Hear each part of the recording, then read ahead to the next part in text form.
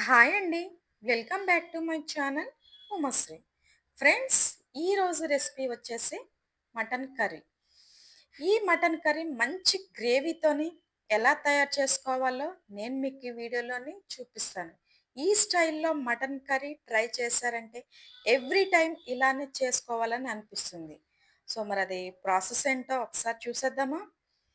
ముందుగా నేనిక్కడ ఒక హాఫ్ కేజీ మటన్ తీసుకొని శుభ్రంగా క్లీన్ చేసి కుక్కర్‌లో వేసేసి ఒక 2 విజిల్స్ వచ్చేంత వరకు బాయిల్ చేసుకోవాలి. ఒక 2 విజిల్స్ వచ్చిన తర్వాత మటన్‌లో ఉన్న వాటర్‌ని సెపరేట్ చేసుకోవాలి.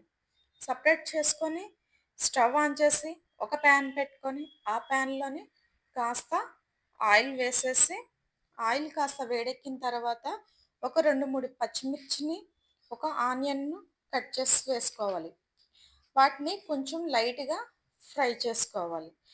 ఈ కర్రీ వచ్చేసి రైస్‌లోకి కానీ, చపాతీలోకి కానీ, రోటీలోకి కానీ ప్రతి ఒక్క దాంట్లో కూడా సూపర్ కాంబినేషన్ ఫ్రెండ్స్.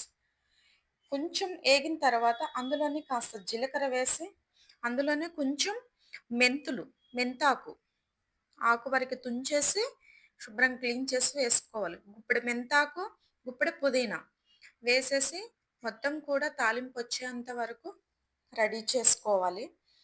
చూసారా? తాలింపొచ్చిన తర్వాత కాస్త పసుపు వేసుకొని వెంటనే మనం ముందుగా ఉడికించి పెట్టుకున్న మటన్‌ని వేసి మంచిగా తాలింపంతా కలిసేలాగా తిప్పుకోవాలి. ఫ్రెండ్స్, వీడియో ఎక్కడ కూడా స్కిప్ చేయకోకుండా చూస్తేనే మీకు మంచిగా క్లారిటీగా అర్థమవుతుంది. ఒక్కసారి ఈ రకంగా ట్రై చేయండి. చాలా అంటే చాలా టేస్టీగా ఉంటది. మటన్ కాస్త ఆయిల్‌లో ఫ్రై అయిన తర్వాత ఒక 2 స్పూన్ల ఉప్పు, ఒక 2 స్పూన్లు అల్లం వెల్లుల్లి పేస్ట్. అల్లం వెల్లుల్లి పేస్ట్ అప్పటికప్పుడు పట్టి వేసుకోండి ఫ్రెండ్స్.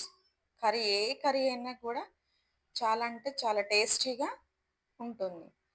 మొత్తం కూడా అల్లం వెల్లుల్లి పేస్ట్, ఉప్పు కలిసేలాగా మొత్తం కూడా మంచిగా తిప్పుకొని మనం ముందుగా మటన్ బాయిల్ చేసుకున్న వాటర్ ఉంటది గదా ఫ్రెండ్స్! అది కొంచెం కొంచెంగా యేసుకుంటూ మటన్‌ని మంచిగా ఉడికించుకోవాలి.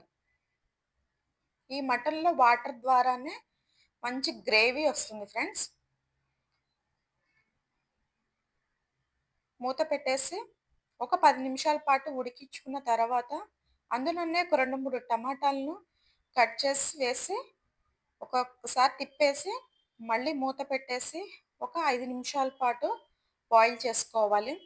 బగారా రైస్‌లోకి గానీ, వైట్ రైస్‌లోకి గానీ, జీరా రైస్‌లోకి గానీ చాలా అంటే చాలా టేస్ట్ ఉంటది ఫ్రెండ్స్.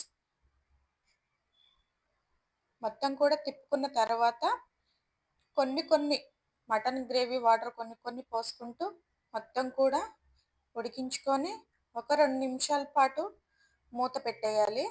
అందులోనే కాస్త చింతపండుని కొంచెమన్ని వాటర్ పోసేసి నాననిచ్చేసి, ఆ చింతపండు పిప్పి మొత్తం తీసేసి ఓన్లీ వాటర్ మాత్రమే మటన్‌లో పొయ్యాలి. ఇది టేస్టీ కోసం ఫ్రెండ్స్. మంచిగా గ్రేవీ ఉంటది. చాలా అంటే చాలా టేస్టీగా ఉంటది. అందులోనే ఒక 2 స్పూన్లు కారం యాడ్ చేసేసి మొత్తాన్ని కూడా మళ్ళొకసారి తిప్పుకొని మీడియం మంట మీద మంచిగా ఉడికించుకోవాలి.